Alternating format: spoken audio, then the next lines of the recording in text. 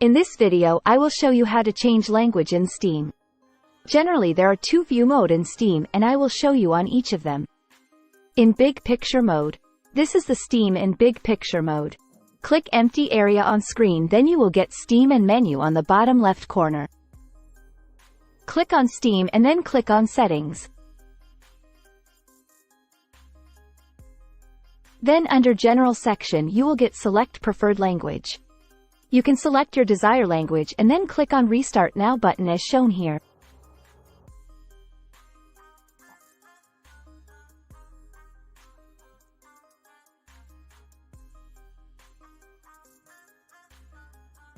Now Steam will close and restart with the selected language in effect.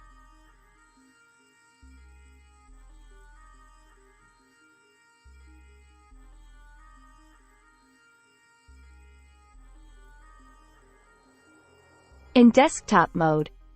If you are in this desktop mode, then follow these steps. Click on Steam at the top. Then click on Settings. Next click on Interface. Then under Steam Client Language select your desired language and then click on Restart Now button.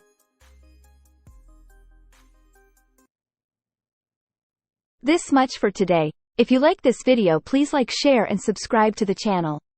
Thank you.